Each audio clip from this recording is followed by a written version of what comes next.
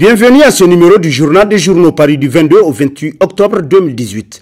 Un numéro que nous entamons avec la parution du quotidien L'Enquêteur datant du 22 octobre qui titre dans sa rubrique L'œil de l'enquêteur de la discorde à la détestation. Pour le journal, aujourd'hui les Renaissants sont en train de bâtir une autocratie de chacun pour soi. Ils entretiennent méthodiquement les divisions dont ils pensent être les seuls à pouvoir tirer profit. Mais l'exercice est périlleux, car à trop vouloir tirer sur la corde, elle finit par se casser. Aujourd'hui, la situation politique est très grave selon le quotidien qui poursuit. C'est la guerre de tous contre tous. Pourtant, il y a un moment où il faudrait se retrouver. Regardez ce qui fait nos forces, nos atouts, ce qui nous rassemble pour pouvoir bâtir notre pays. Mais au lieu de cela, l'on a l'impression que partout ce sont des luttes de pouvoir, d'ego qui priment. Les valeurs de la gagne et de la conservation du pouvoir d'État par tous les moyens sont ancrées dans les esprits. Toutes ces divisions et ces postures laissent le petit peuple que nous sommes dans une forme de désespérance d'après le quotidien qui renchérit. En tout cas, les Nigériens préféreraient que tout redevienne comme avant, c'est sûr. Mais les politiques le veulent-ils ou le peuvent-ils? Toute la question est là, conclut l'enquêteur. Démolition a constitué le titre de l'éditorial de l'hebdomadaire L'Éclosion, pour qui le Trésor national était bien portant en 2011. Aujourd'hui, les finances publiques sont dans un piteux état. La paix et la sécurité régnaient dans le vaste Niger avant 2011. Le pays est touché de plein fouet par les attaques terroristes. Plusieurs villes de Difa, Tillabéri et Tawa sont sous état d'urgence depuis quelques années pour certaines. Des femmes et filles, des religieux, des humanitaires sont enlevés et encore détenus pour certains par des terroristes sans foi ni loi. Les victimes des attaques se comptent par centaines depuis plus de 5 ans déjà, constate le journal qui poursuit. La cohésion nationale a pris un sérieux coup avec la montée un moment d'un langage particulariste, même si à ce niveau l'on peut se féliciter de la baisse de cette tension. Les partis politiques, qu'ils soient de la majorité ou de l'opposition, n'ont jamais été autant divisés que sous la Renaissance. Ces 7 dernières années, toutes les principales formations ont connu ou connaissent encore des divisions en leur sein. Certaines ne se relèveront plus de leur déchirement. Aujourd'hui, ce sont les blocs politiques qui sont attaqués par le virus de la division. Mais puisque qui règne par les armes périra par elles, c'est le laboratoire d'où est conçu et manipulé le virus de la division qui se trouve menacé d'implosion selon l'hebdomadaire. Le régime en général, le Pendes Taraya en particulier, vit le moment le plus critique de sa petite histoire. Et bien malin, qui sait où ça le mènera, constate L'Éclosion. Gouvernance politique, un bilan sombre pour la Renaissance a constitué l'un des titres à la une de l'hebdomadaire Le Nouveau Républicain qui constate qu'après 8 ans de mise en œuvre du programme dit de Renaissance, certains Nigériens tirent déjà un bilan chaotique sur les réseaux sociaux par exemple. Les points de vue se bousculent. Dans son programme, le président Issoufou laisse écrire que son programme 2011-2015 a été réalisé à 97%, alors même qu'en septembre 2015, les chiffres officiels du ministère des Finances disent autre chose pour la seule année 2015, avec une exécution réelle du budget d'à peine 50% et une faible mobilisation 27% seulement des appuis extérieurs, obligeant l'État à faire recours à ce fameux emprunt auprès des banques. Selon le journal qui poursuit plus loin, le véritable débat aurait gagné si un vrai bilan financier avait été présenté à la nation et aux électeurs par ceux qui ont géré le pays. La question est de l'ordre de savoir comment sortir le pays de la situation financière du chaos dans laquelle il se trouve actuellement d'après Le Nouveau Républicain. À l'Assemblée nationale, le spectacle comique de Hassoumi Massaoudou titre à la une de sa parution du 25 octobre le bi-hebdomadaire L'événement. Pour qui, même pour se soumettre à leur devoir de gouvernant envers les gouvernés, les Renaissances se permettent le luxe de jouer avec l'intelligence des Nigériens. La preuve en a été donnée le week-end dernier au cours d'un simulacre d'interpellation du ministre des Finances par le député Sani Atia relativement à l'indemnisation de plusieurs enfants de la commune de Tchibiri, région de Maradi, victimes de malformations osseuses du fait de la consommation de l'eau à forte teneur en fluor par la Société nationale des eaux SNE. Il se trouve qu'au-delà du dédommagement, les Renaissants veulent en profiter pour remettre en selle une de leurs futures recrues. D'où cette interpellation maison, selon le bi-hebdomadaire qui renchérit à ce niveau.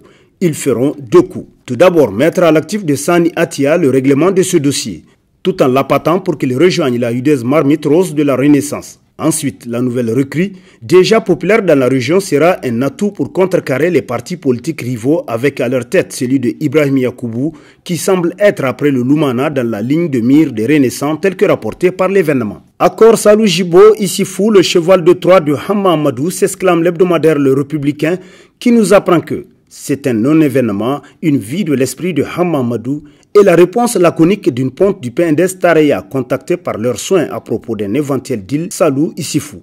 Très certainement, la guerre, c'est aussi la ruse selon le journal, pour qui, dans une déréliction totale, Hamamadou ne pouvant plus combattre avec les lois, compte justement sur des stratagèmes pour continuer d'exister politiquement. Depuis quelques semaines, il pollue le débat politique avec une intoxication digne de la mythologie grecque d'après le républicain qui renchérit, depuis qu'il a lâché cette infox de deal scellé entre le général Salou et le président Isifou. Même ceux qui la chantent comme des perroquets se murent désormais dans des conjectures qui frisent le ridicule en laissant le lecteur toujours sur sa soif. Madawa, le renouvellement de la section PNDS tourne au drame, titre dans ses colonnes l'hebdomadaire satirique Le Canard en furie, qui nous apprend que M. Gérard Asman, un militant du PNDS Tareya, parti majoritaire au pouvoir, venu expressément de Niamey pour le renouvellement du bureau de la structure n'ayant pas eu satisfaction lors du vote, a exprimé sa colère d'une regrettable manière.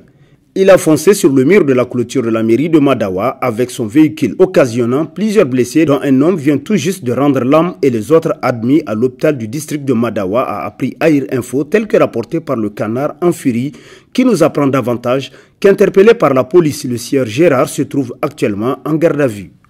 Commercialisation de gaz domestique, découverte d'un vaste réseau de fraude, titre à sa une l'hebdomadaire Le Courrier, qui nous apprend que les quantités abusives prétendument dédiées à la région de Maradi sont en réalité destinées à l'exportation en direction du Nigeria. Pour des sources au parfum de l'affaire, Fumakoy Gado connaît sans aucun doute ceux qui sont derrière ce trafic pour qualifier cette fraude de tentation d'exportation du GPL vers le Nigeria. Selon le journal, pour qui non seulement il évite soigneusement de parler de fraude, mais il parle de tentation, c'est-à-dire de penchant d'attraction. Évidemment, les fraudeurs et les commanditaires tirent de gros bénéfices dans l'exportation massive du GPL vers le Nigeria, singulièrement à Kano. Alors que la tonne de GPL est cédée à partir de la Soraz à $213, elle est vendue au Nigeria à $580. La fraude est l'apanage de certaines sociétés dont les patrons sont reconnus être tapis à la présidence de la République.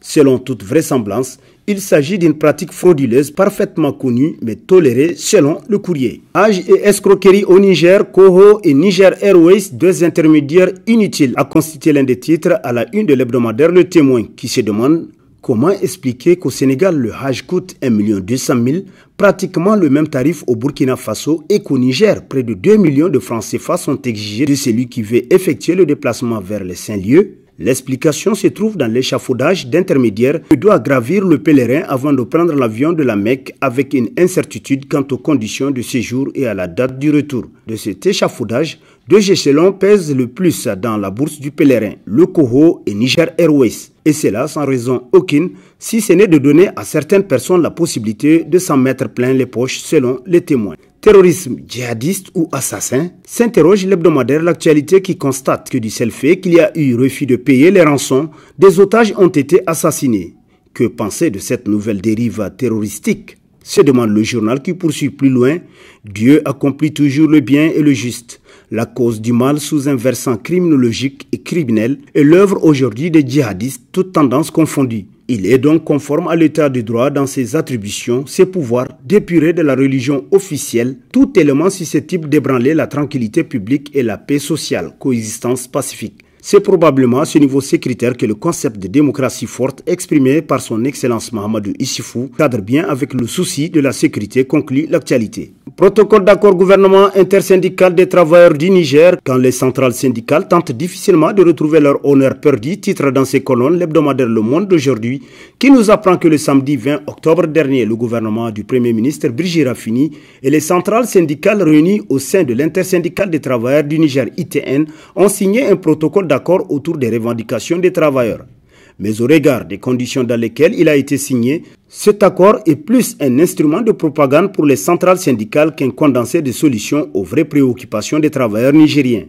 Pour des analystes, la cérémonie de la signature du protocole d'accord du samedi dernier a juste été un moment de retrouvailles entre des gens qui se connaissent déjà et qui savent se ménager, conclut Le Monde d'aujourd'hui. Deuxième édition du Salon national d'information sur le développement au Niger, la connexion des acteurs de développement et les citoyens, titre dans ses colonnes l'hebdomadaire Niger Times, qui nous apprend que la deuxième édition du SANID se tient cette année à l'occasion de la célébration de la Journée mondiale d'information sur le développement.